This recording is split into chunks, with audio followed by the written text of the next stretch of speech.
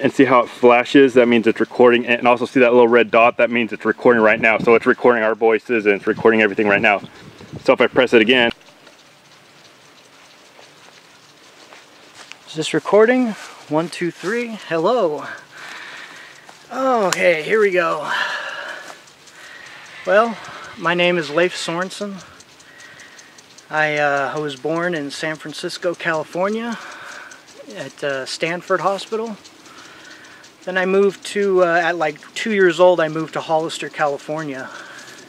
Oh, by the way, hello Survivor crew, producers, Mr. Probst. I had a dream about you, Jeff Probst. I had a dream. A couple months ago, we were walking, we went to some guy's house, he was super rich, you know. I think it was Mr. Wonderful from Shark Tank, actually. It was a funny dream, one of the best I've ever had. Well, I am definitely interested in going on Survivor. Let me continue where I left off about my beginning story there, with how being born and raised and everything like that. Anyways, I was born in San Francisco, of course, and then from there at 2 years old, I went to Hollister, California. Oh, there's quite a few stories there. Big earthquake happened when I was there, so I got lucky, I guess, because there was that big earthquake in the 80s there. And I felt it from Hollister, California, really well.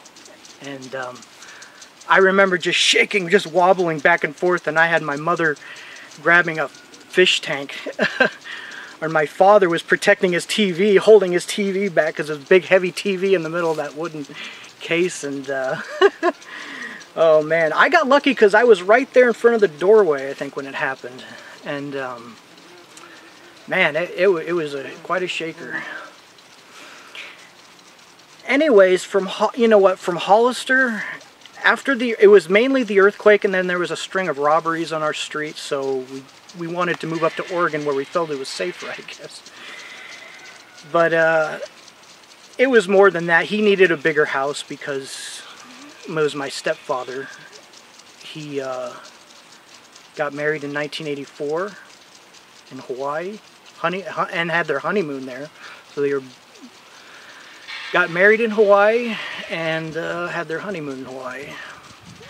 But they hit it off pretty big. Had 2 younger brothers, Hans and Kai. Anyways, as we were going up to Oregon, alright, here we go.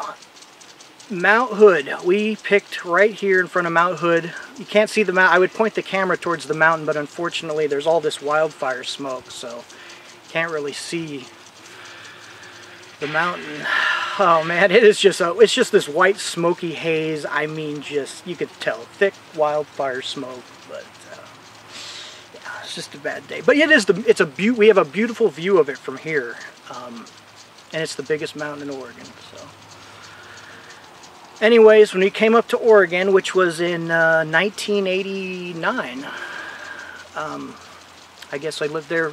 I lived there in Hollister from 1984. Till 1984 to 1989, and then we moved up to Oregon, 1989 up here, snowboarding, skiing, beautiful orchards of lots of ripe, yummy pears and apples, mostly pears. I understand I'm not the first Leif. My name is Leif Sorensen, L-E-I-F, and there was a little person on your show. I remember him really well. You know, I remember him being called an Oompa Loompa, and I didn't want to laugh, but I just had to laugh. I absolutely had to laugh at that comment. I felt guilty. I felt really guilty about laughing at that Oompa Loompa comment. Oh my God. But it was great. I mean, that was one of my favorite seasons by far. But I didn't start watching Survivor until Thailand. Season 5. Season 5 is that's when I got hooked. And I couldn't stop laughing because I recognized the guy that won on Thailand, and he was I knew he was a porn star. I think he was softcore porn. And I couldn't fucking believe. Oh, excuse my language, as this bee bothered me. I couldn't believe it was a softcore porn actor. I swear I've seen him in one of those. And I just know it is. And I didn't even have to do any research. I just know that because I never forget a face.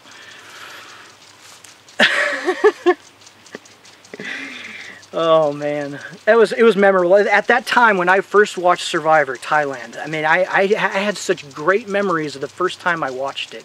It was a euphoric experience watching Survivor, because I relate with it tremendously. You know, I hate to say this, but I have to say it on here, I was homeless for 8 years, and I survived. I lived off the lay of the land in some cases, and then I had to go on food stamps eventually, because living off the land is, you know, it's too much Jeremiah Johnson for me. Let me just put it that way. I definitely had my share of outdoor living, but that's where this Survivor comes in. The fact that I've survived in both an urban jungle, New York City, Los Angeles, pretty much all the West Coast cities, but I definitely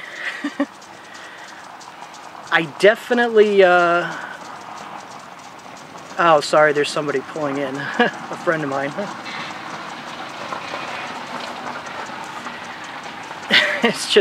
It's my my mother's best friend. I'm filming the video over here because I don't have my own camera, so I'm borrowing his. And where was I? Oh, it was about the first time I watched Survivor, right? Season 5. I think we were done with that, but oh, it's just my best friend talking. Don't worry about it. I am definitely so super excited about going on Survivor. You have no idea. I do have to say about my mental and physical condition. I have a torn ACL on my right leg. The torn ACL occurred in 2010 during my spiritual journey. And so I look at the 8 years of being homeless as a spiritual journey, because that's exactly what it was. It was about living in the wild, and it was about living in the big city and surviving anywhere, except for maybe the desert. I stayed away from the deserts. But everywhere else, all the other terrain, definitely yes. Oh,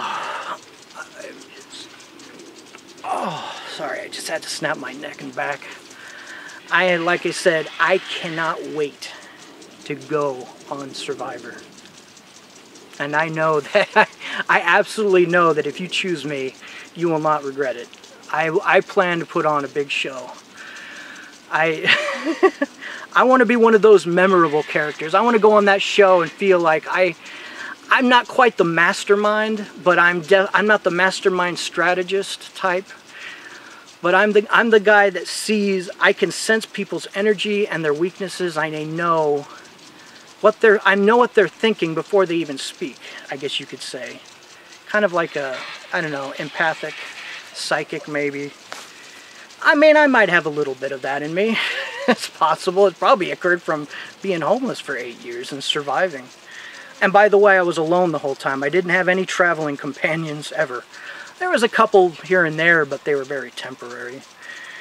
Just somebody fun to talk to or camp out for a night or two. But overall, it's, you know, it's not a part of my past that I enjoy talking about, even though I became very, very strong mentally, psychologically, spiritually.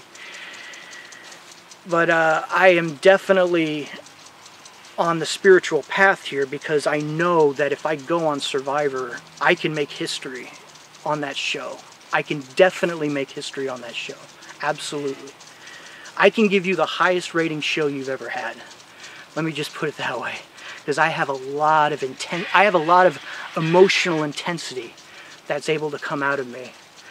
Now, not in the way where Brandon, you know, definitely became violent and had self-destructive behavior.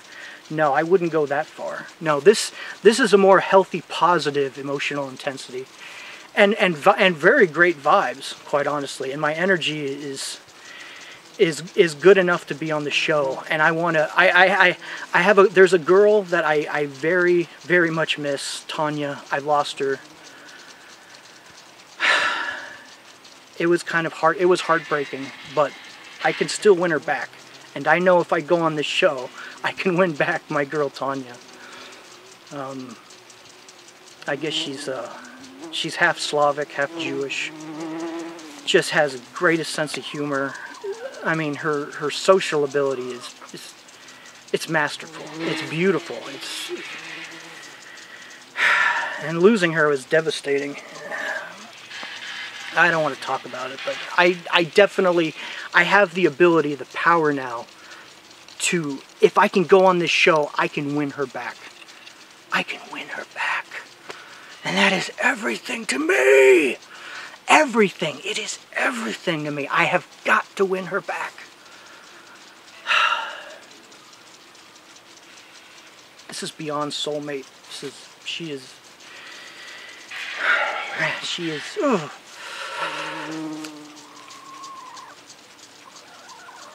Oh, these fucking chickens. Jesus Christ. I'm sorry, I'm not used to the chicken. I'm used to more raccoons and bears and Bigfoot and shit. Maybe even a couple cougars, but I'm not used to these chickens out here. I'm in a farm. Alright, anyways, like I said, you will not regret choosing me to go on Survivor, I guarantee you that. And I am dying to meet Jeff Probst. He is a big, big hero to me.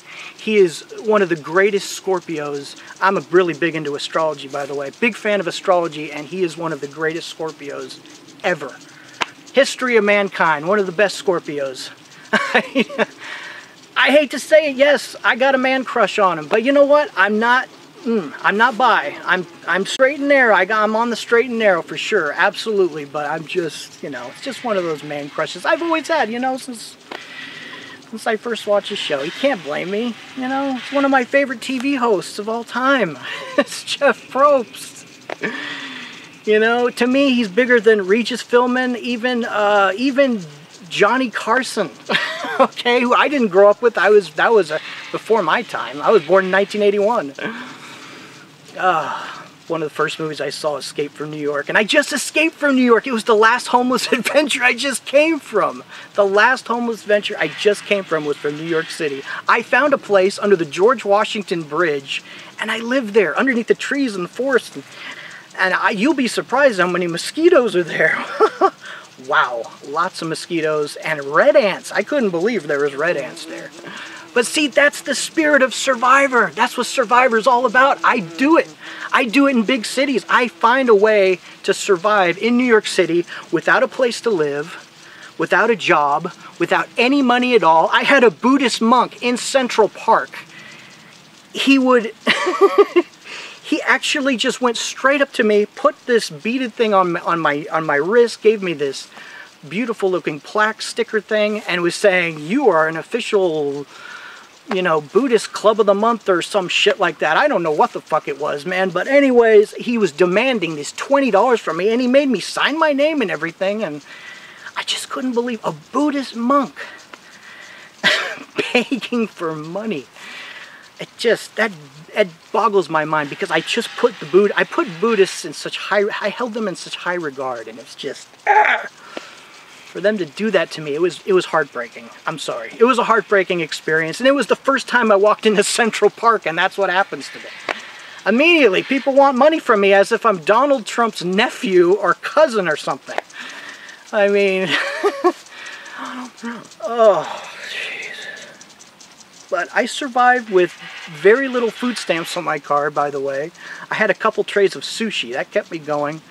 But eventually my feet put out. But there is definitely a lot of beauty in New York City. You definitely just have to look for it. It's there. It's definitely there. Definitely wouldn't mind going back. But I want to go back with, maybe that $1 million check. Except after taxes, it's not so much. But still, $650,000... 600 grand, even that's life-changing for me. I can invest that wisely and support a wife and 2 kids with, and that should be every man's dream, every straight man's dream, by the way. Every straight man's dream. Every straight man's dream. Have a wife and 2 children. That's me, absolutely. That is definitely me. Oh, well, it is really hot here. I'm going to call it a day. I just did a whole bunch of shopping in town, but I am so eager and excited. Eager and excited. Ah! I am so eager and excited to get on Survivor, and I want to go on so badly. There's so much I have to say to Tanya. There's a repairing a job, a healing job, a therapy job. Yeah, it's gonna cost me. This relationship is gonna cost me, and that's why I gotta go on Survivor and win this. So I hope you choose me. Here we go, 2 thumbs way up. Best show, absolutely the best show ever in the history of television. That's just my opinion. All right, over and out. I love you. Namaste.